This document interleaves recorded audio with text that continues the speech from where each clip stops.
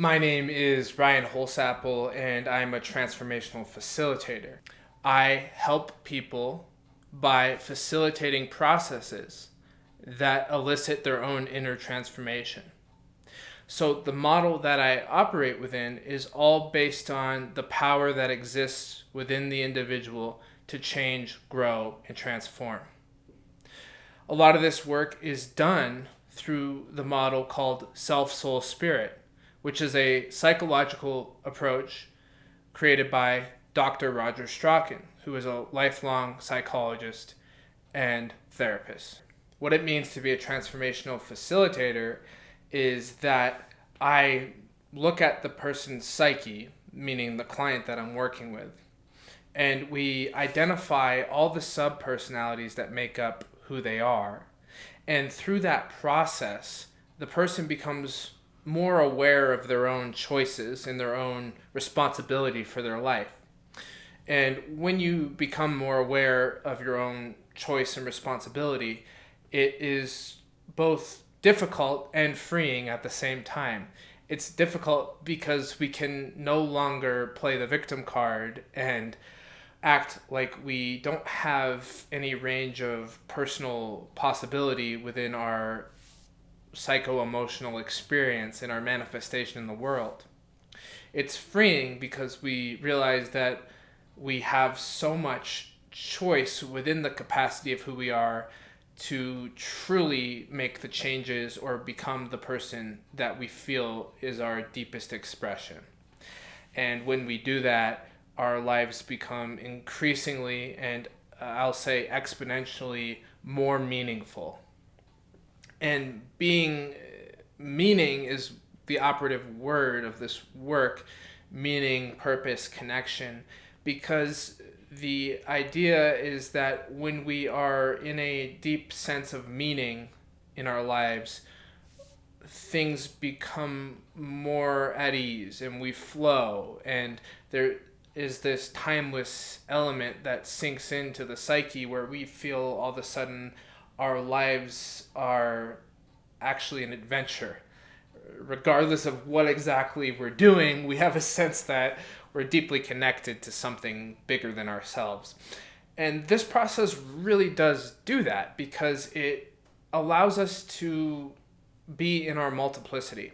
We are not a single voice. We are a collection of subpersonalities that is strung together, sometimes tightly, sometimes loosely, and each of these subpersonalities has their own perspective, has their own motivation and orientation towards life. They all have their own force of being and intentionality. For example, the athlete in me wants to move my body, wants to be in flow, wants to challenge myself on the ski mountain or the basketball court. The lover in me wants to love others and give and have a commitment to my fiance and be the biggest heart that I can be in the world. The challenging warrior in me is going to fight for what he feels is right. If that means defending myself or sticking up for another person or just frankly being pissed off because someone cut me off in traffic, it doesn't matter.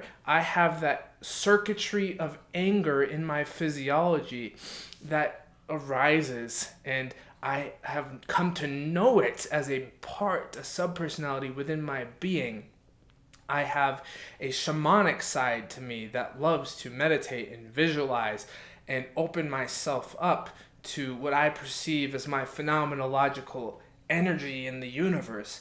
I have a philosopher in me who is very much committed to making sense of the world in a coherent way that includes a scientific perspective, includes a phenomenological and existential perspective, and does a lot of work in harmonizing these different branches in order to offer more meaning to our intellectual structures in the world. And the point that I'm making here is that just in that little snippet, that's just a small fragment of the multiplicity of who I am. Typically, people find that they have somewhere between 12 to 24 of these distinct subpersonalities, sometimes more. And these subpersonalities are comprised of coping styles, personality traits, preferences, habits, gifts like abilities like athleticism, intelligence, etc. So we all come into the world with a very complicated basis of potential in our genetic inheritance. And those potential selves that develop into full subpersonalities are given their form through interaction with the environment, which strengthens the neurological pathways that create behavior in the world and more complex perception within the brain. And the classic debate, nature versus nurture, has been rendered meaningless because within the latest and greatest research on personality, it has been shown to be a complicated interaction between both nature and nurture. Who you are comes to life and meets it and is brought to its fullest expression through interacting with the environment. And the environment might bring out certain parts of us that would not otherwise be brought about in another environment. So if you have strong athleticism and you don't play sports because you're not exposed to those elements in your environment, then you might not develop the athlete's subpersonality to its fullest extent.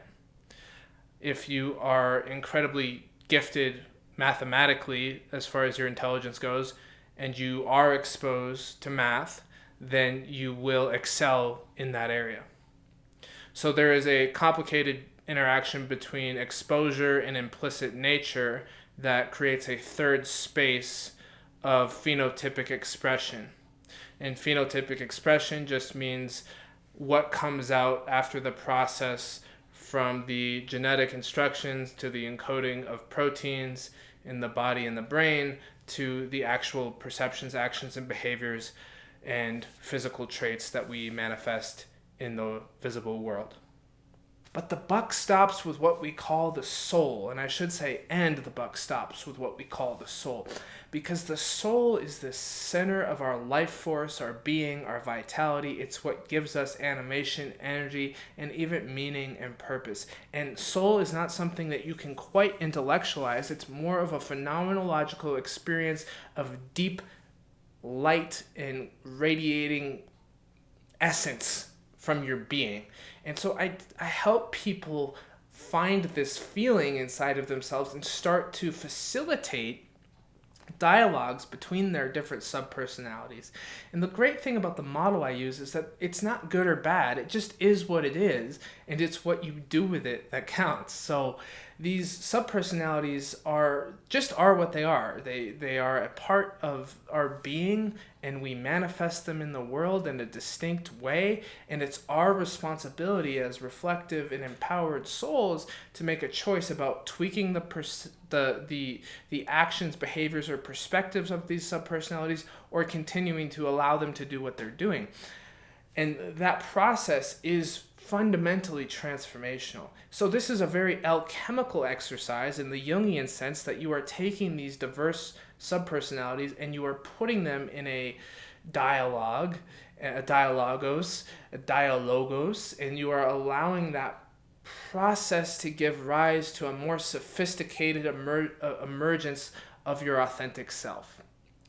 And what's the value in that? The value is that when we are straight, authentic, and forward with our being and our expression, not by concealing it and avoiding it or turning away from it or suppressing it, by honestly reckoning with our multiplicity, we have the greatest opportunity to be both unified and divided at the same time. We come into authenticity with our emotions, and we own our experiences, our wants, our desires, our inner voices, our inner feelings.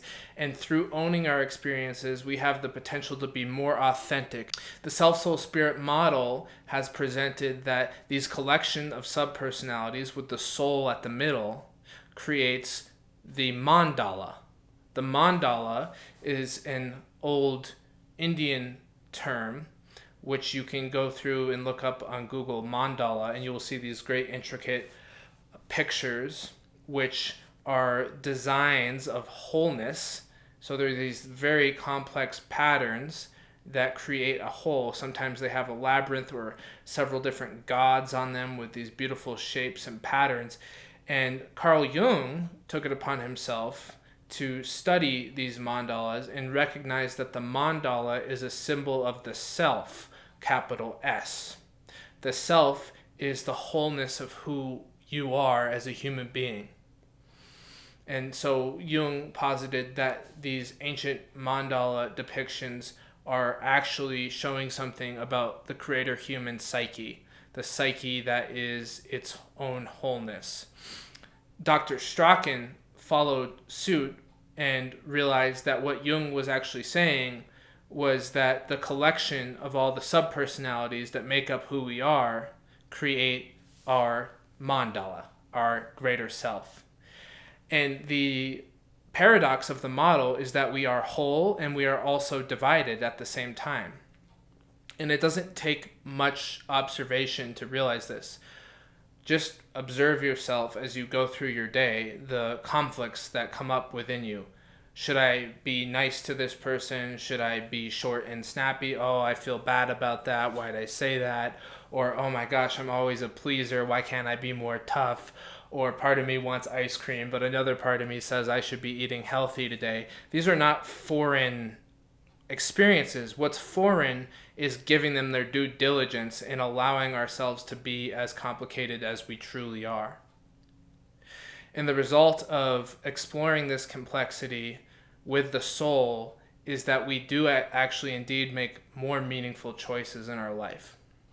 And when we make more meaningful choices in our life, we find that the subpersonalities are more in a soul-directed manifestation, which means that instead of being an automatic reaction to society and in kind of this deterministic line of just repeating behaviors, perceptions, and emotions, we now are reflecting on our life and our inner experiences and how we interact with the world. And we allow the parts of us to emerge in the most holistic and meaningful way possible. And oftentimes there are different ways that this comes about. For instance, sometimes a client might need to set a boundary with one of their parts. Let's say it's a self-critic who constantly beats them up and doesn't allow them to come into contact with their own relaxed state of being okay and being in the moment. There might be parts of them that need to hash it out with the self-critic, whether it's a protector or a warrior or partly the soul or a lover, and provide a dialectical boundary. And that can result in a movement of energy which allows something which had become very burdensome to be freed up and move through the system, and allow yourself as an organism to trust your own innate intelligence to heal and come back into your own sense of balance. Another example might be repurposing, where you take a subpersonality that was previously doing one job and you, through the dialectical process, give it another job. So someone who might have been addicted to some sort of alcohol or drug issue now is manifesting that compulsive side of themselves to be hyper-focused on their meditation practice or their work or their exercise or their general spiritual endeavor. Oftentimes in 12-step programs, people replace their addiction to drugs or alcohol with an addiction to 12-step community, 12-step processes, and spreading that message. And you'll notice that the way that I talk about this is anti-pathological. In other words, I don't impose societal value meanings onto people's parts. When I hear the word addict, I don't think, oh, bad. I think, oh, that's an interesting phenomenon that has been manifested through the human psyche. How might it play a role in the process here? So the good or the bad is defined by the person who is in the driver's seat. It's defined by the soul. It is what it is. It's what you do with it that counts. And given this more inclusive model, instead of giving someone a diagnosis where they're told they have a mental illness, they're actually empowered to be a unique individual backed by the scientific research of genetics and development. And then they are enabled through self-awareness to make an active choice around if they would like to make a change, and or if they would like to appreciate how they are and who they are more, and bring some more joy and awareness into their lives. The process is done through proactive role play, through focus, intention, mindfulness exercises, gestalt exercises, where your whole body and mind are involved. Instead of just going in to talk about something, you come to me, and in a session we will actively play it out. And I find that this is much more effective for long-term change because the whole brain and body integrates the work, rather than just having had a conversation about something that might be possible sometime or reminiscing about a memory. You bring everything into the present moment, so you are empowered to take it upon yourself to make your own existential position towards life. So if you're someone who's looking for a meaningful life and would like to explore the opportunities within you and to see who you truly are, then you might give this work a try.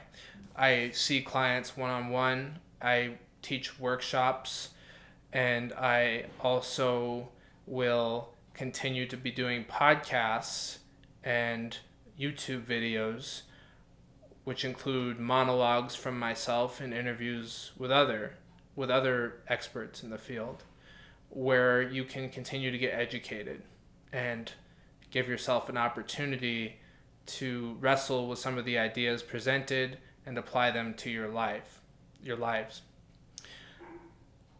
Thank you very much for listening to what has been a presentation of my work in the world. And I hope that you have found something in this useful, and you can find my contact information in the description.